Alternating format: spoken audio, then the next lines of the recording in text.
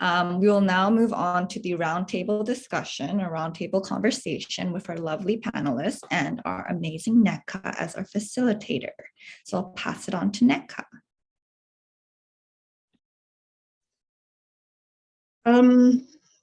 So I'm not going to read my bio. I find it a little bit self-promotional.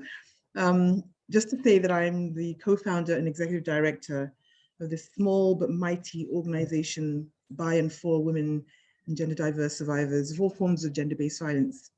I'm coming to you today and I'm filled, if you can see my face, I'm beaming from ear to ear at the incredible work my amazing team have done in presenting our work thus far. Really, really, really impressed by the work that WAVER, and thank you, Felix, for that brilliant presentation that WAVER has done. My pleasure now is to actually get into a conversation with some amazing, amazing people. This is why I love the work that I do, is because I get to hang out and chat with wonderful, wonderful people who are like-minded. I think the title of today's webinar, Leading with Abundance, says a lot. Oops, shared my video. The title of today's work, Leading with Abundance, says a lot about our philosophy of this work. It's not a place of deficit. It's not a place where, even though there's been harm that's been caused, we still show up with love in our heart, with hope in our heads, and with a determination to make life different. Right, make experiences for other people different. And especially today, with what's happening in the world, we've just come out of a 2-year, actually we're still in it, a global pandemic. And then there are some men who feel that this is a good time to go to war, Russia against Ukraine, right? For us, this is a moment in our own personal lives, in our own personal histories, where we can make a stand. And part of that stand is finding new ways of doing this work, of bringing back joy into everybody's lives and into our hearts.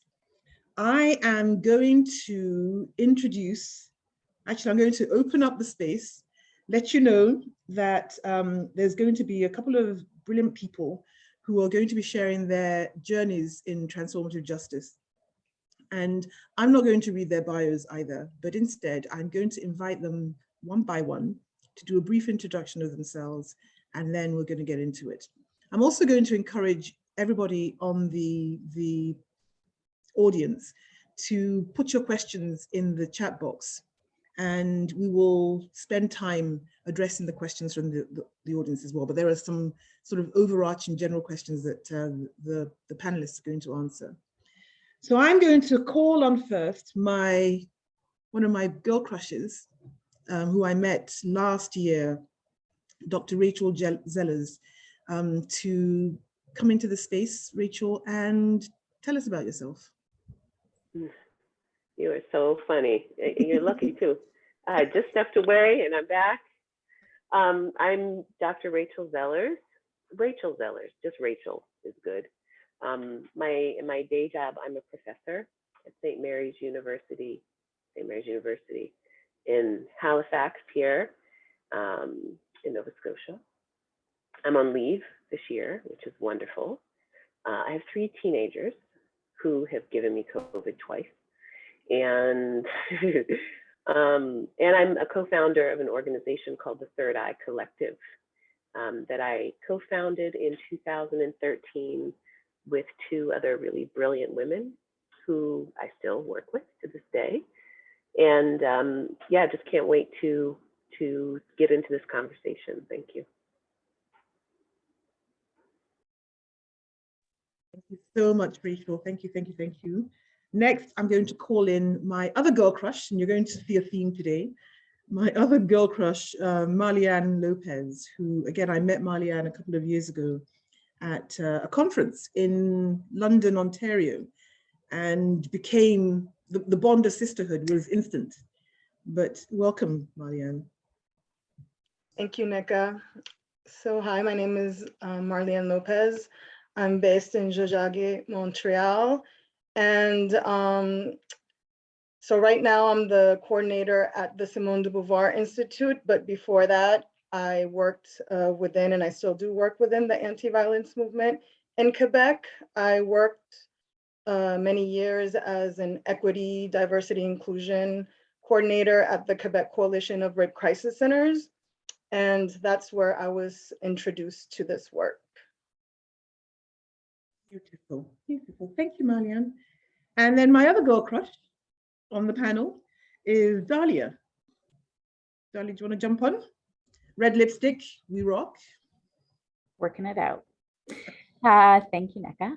My name is Dahlia Israel. I use she, her pronouns. I'm joining today from Musqueam Territory out on the West Coast.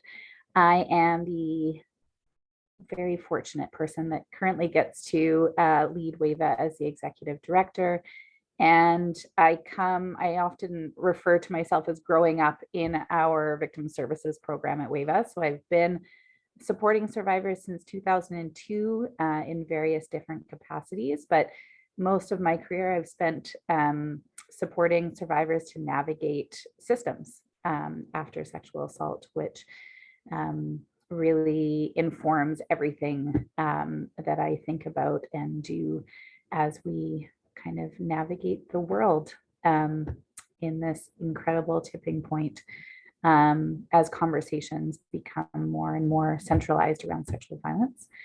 And yeah, I think other passions of mine, I also am a mom. I have a 7-year-old. I try to do as much work to transform my Jewish communities around anti-racism and inclusion as well. And just really grateful to be here. Thank you, Dahlia. And our last panelist is my guy crush. And I think that anybody who has met Jeff and anybody who has had the pleasure of being in conversation and in community with him will vouch for the fact that this man is chef's kiss. He's a beautiful, beautiful human being who we're both wearing our up bun. So over to you, Jeff. You're on mute. It was me. I was the first. I win the mute prize. But though I do have to hide my self view because I can see all the bumps in my that didn't quite get into my bun here. So I'm just gonna hide that. I can't hide it. I'm pinned. Oh no! I have to figure out something else. There we go. Use my sticky notepad. Thank you. Introduce myself. Well, my heart is beating very fast now. That's where I'll start. Whew. Thank you for inviting me here. In terms of an intro that feels relevant, I use he, him pronouns. I am the father of 2 little girls who are 6 and 3. I've really been trying to practice transformative justice in an everyday way in all my roles and identities in life, including that of a father, how to slow down in those moments and feel that pull, my daughter calls it, of like going away and then coming back together, and all the micro moments too. The journey of how I met Nneka and came here, I guess, was being able to support Marley Liss through a restorative justice process, who was the survivor and was on a trial that was on track for a jury trial. And we got connected through an amazing group here called the FU Project that does work in jails and also restorative justice work. And we were able to design a process that really worked for Marley and took a really terrible moment in her life and made it one, brought some healing in. So, but maybe, I don't know if it's ironic or not, I was really loving what Felix was sharing about the paradoxes. My work, that I'm moving away from it more and more, is as a criminal defense lawyer with a kind of prison abolition lens. That's how I came into that work, thinking that we weren't going to jail ourselves to some kind of better kind of public safety or less violent society. And through that time have wanted to move further away from the adversarial system and see how we can create healing for everyone, which is how I'm here. Love that. Thank you. Thank you. So to the audience, this is going to be, imagine that we're all sitting in my kitchen or in any one of these panelists' kitchen. It's going to be a really gentle, easy flowing conversation. And I'm going to invite the panelists to jump in anytime that they have something to say. And we're going to start with a little bit more. Can you share a little bit more about how you got into the work of transformative justice? What was your journey that led you here? Maybe we start with Marlian.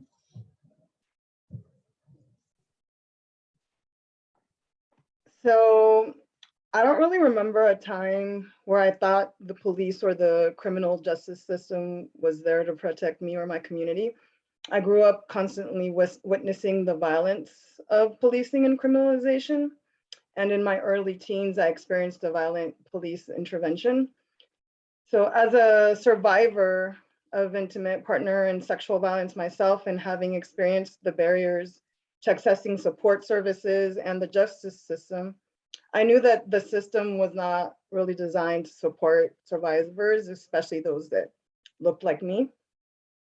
So my experiences and my desire to transform those systems that reproduce violence led me to organizing within the anti-violence movement. I started working at the Quebec Coalition of Rape Crisis Centers as an equity, diversity, inclusion coordinator in 2016. I was mandated to accompany rape crisis centers in developing internal policies that address the barriers survivors face when accessing support services and the re-victimization that stems from the lack of cultural securitization and the strong dependence on carceral and punitive strategies to addressing sexual violence. I worked with the rape crisis centers all over Quebec, especially those that work or service Indigenous communities in the North, where we address how colonial approaches and feminist interventions to sexual violence re-victimize whole communities of survivors. So at the height of the Me Too movement and following the, I don't know if you all remember the Globe and Mail's 20-month-long investigation that exposed the overwhelming number of cases deemed unfounded by the police, I was given the justice dossier at the coalition.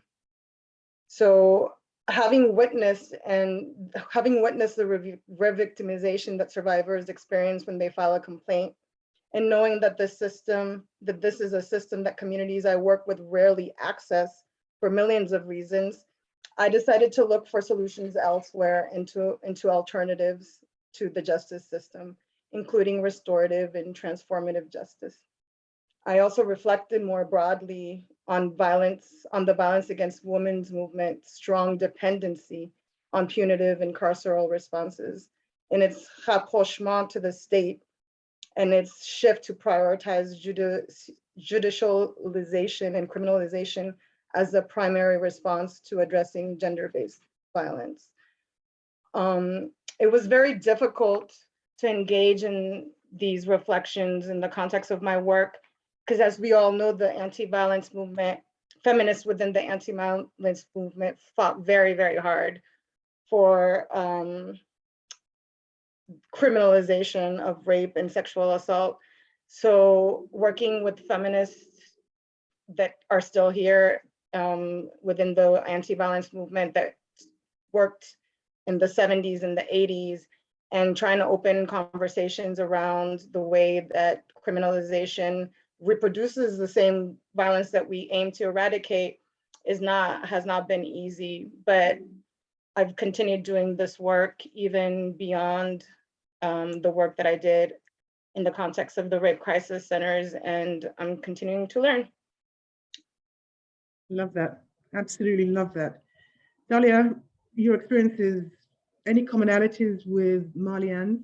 Yeah, I was like, oh yes, thank you. Thank you for saying all of that.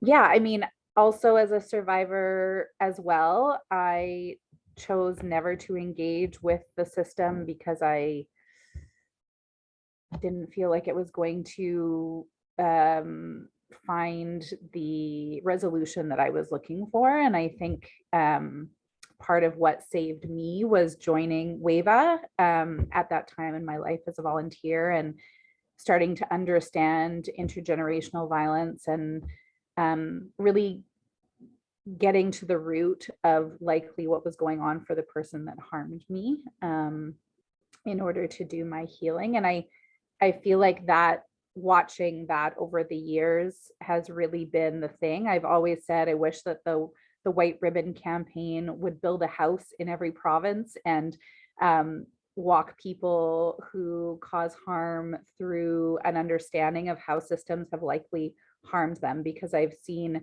how toxic masculinity and also toxic femininity have so deeply injured people. And so in addition to like interpersonal violence that folks have also lived through, along with white supremacy and all of these systems that have caused people such deep harm. So yeah, I think walking alongside of survivors for so many years, and being able to map that even for folks who got, quote unquote, got the justice outcomes that the system would say was a win, or was like the check that somebody was found guilty and they might have been sentenced to be incarcerated, all of these things. They had the opportunity to read their victim impact statement. They would walk away from these process and it would be like jumping off a cliff. Like the lowest lows often for survivors that I supported through our victim services program came after trial ended, and even when it was quote unquote in their favor. And so for me, that was fascinating, right? We were there, we've been, like Felix was saying earlier, through the nonprofit industrial complex, through these funding structures that have been shaped by governments to tell survivors what their outcomes should look like.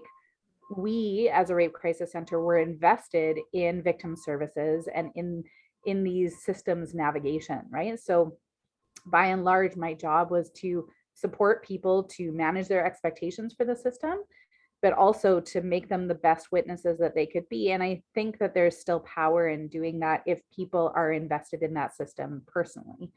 But what I would continue to see is that so many survivors just their hearts were broken again because the system also failed them. And at the end of the day, when we continue to have systems where survivors don't have standing and they are just witnesses to a crime, like their interests are not there. And so we continue to put survivors through this journey, trying to be incredibly creative in how we can try to center pieces of their experience. But that's a lot of work that is not necessarily aligned. And so I guess what we saw, and through our systemic change study that we did in the Justice Project that was happening at the same time as some of the work that Felix was talking about with starting to do work with trans and queer and two-spirit community, was asking survivors, how do we increase your confidence in the criminal legal system after assault?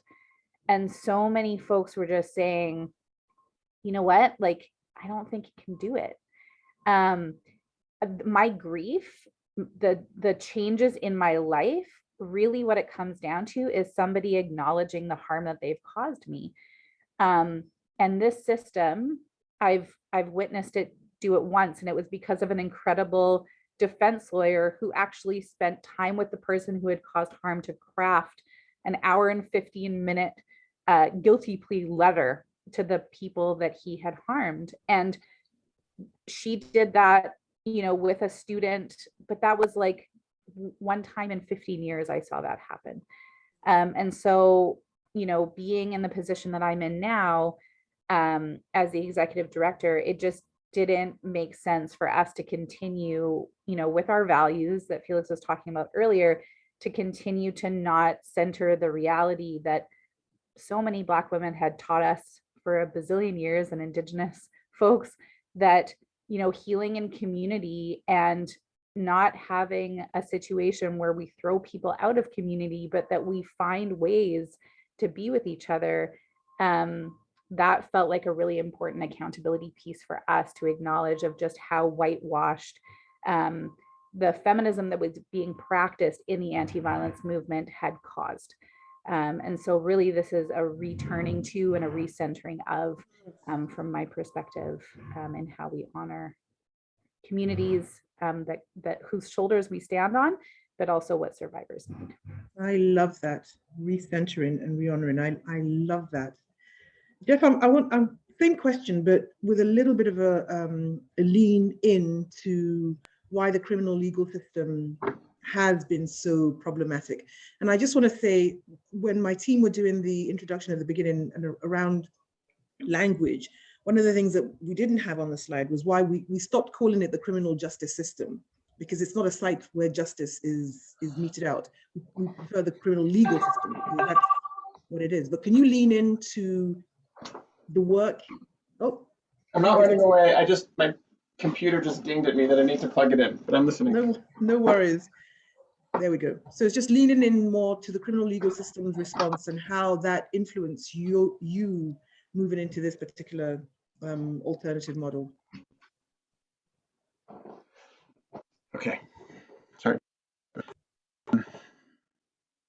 Yeah, I could answer that in a number of different ways. I think one thing that's just coming up for me that I could share in this moment, and if there's more, I can share more, is I've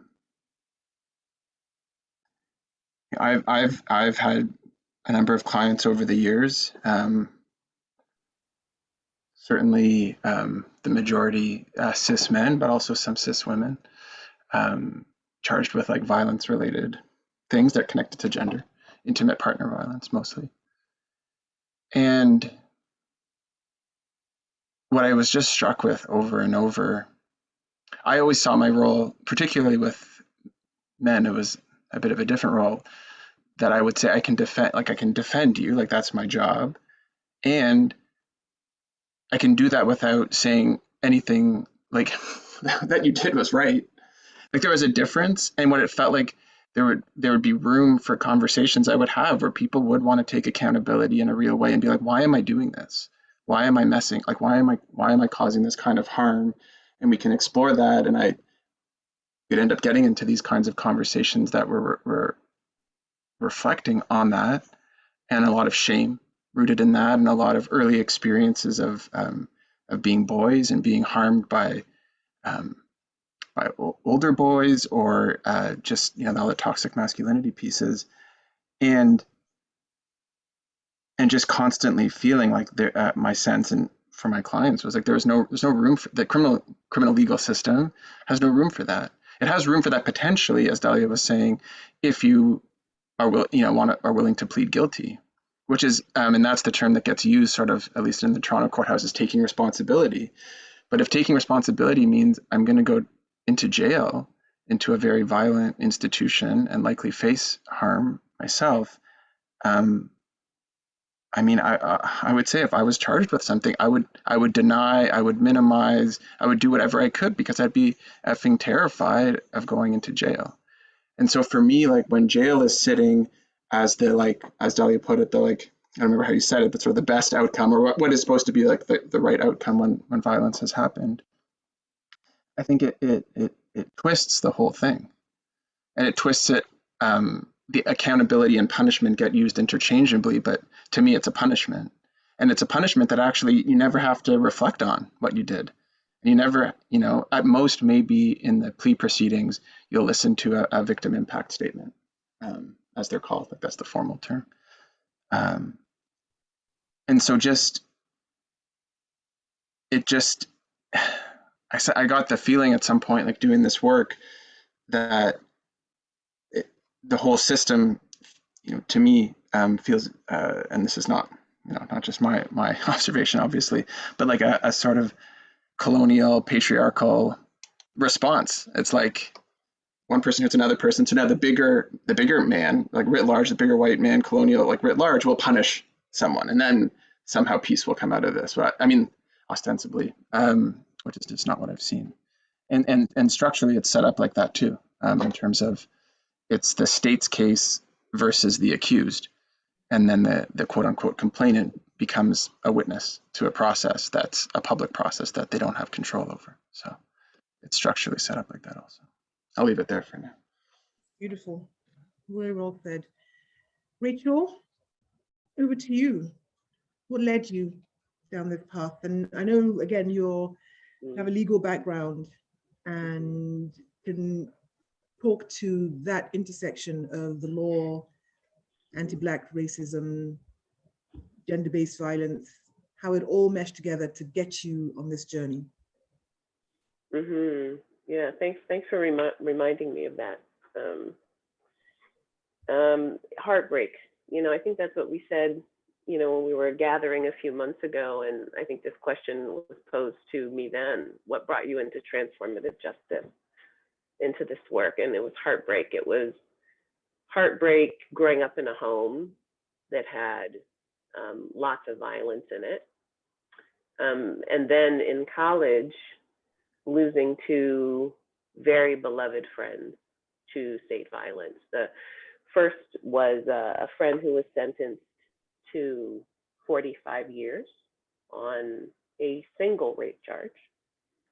He is still in prison to this day. Very, very close friend. And then the other, life-altering event was losing a beloved friend, a former boyfriend, at university, at Howard University, to state violence. He was driving home to his then fiance and small daughter, and he was mistaken for a drug dealer, and he was shot 17 times and killed. They were just the most, so that was I think it was 2000. They're just the two most painful things. But, I think it was the cumulative heartbreak, and losing people that I loved very, very deeply, including people who did terrible things. I think my friend Ari did not only commit that rape, but commit others in the DC metropolitan area.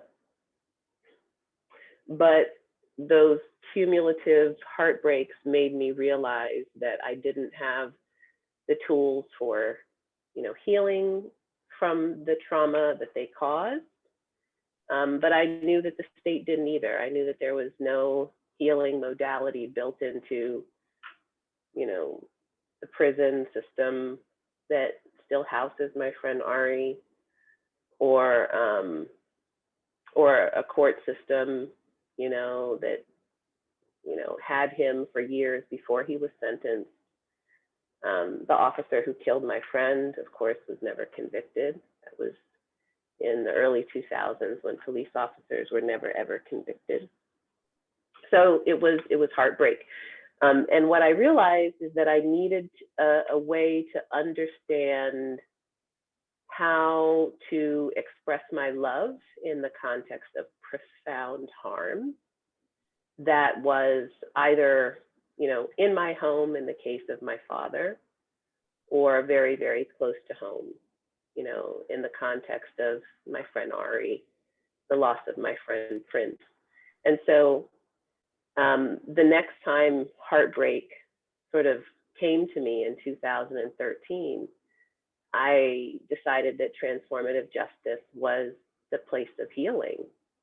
It was the place of healing, and then most importantly, study and practice, like a place to study, a place to practice.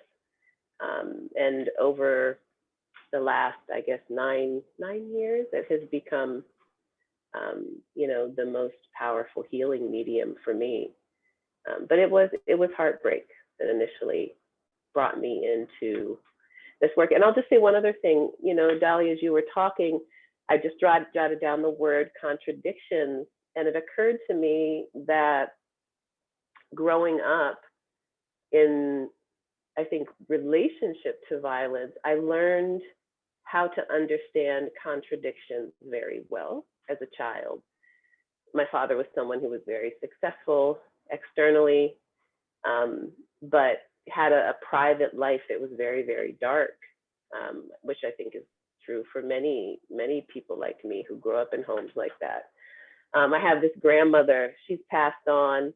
She was a Baptist minister in Newark, New Jersey. And I thought about grabbing her picture upstairs. And because I have this picture of me like standing between her legs, she was profoundly loving. And she also killed my grandfather, stabbed him to death, in front of my father after he beat her one day, and went to prison for it. So that's another contradiction that is, in my family tree, in my family story. But, you know, transformative justice, as Felix showed us with that really beautiful chart, is about attending to the contradictions and refusing to see things in the way that I grew up learning, like Malcolm, Martin, Frederick, W.B. Du Bois, Booker T. Washington. I grew up thinking and learning in binaries, and transformative justice is a place that really refuses that. So, Dali, as you were talking, I was like, oh, it's my interest in contradictions and my real interest in contradictions that also brings me to this work. So, That's thank profound. you all for mentioning that. Yeah. That's profound. That's profound. I just want to digress a little bit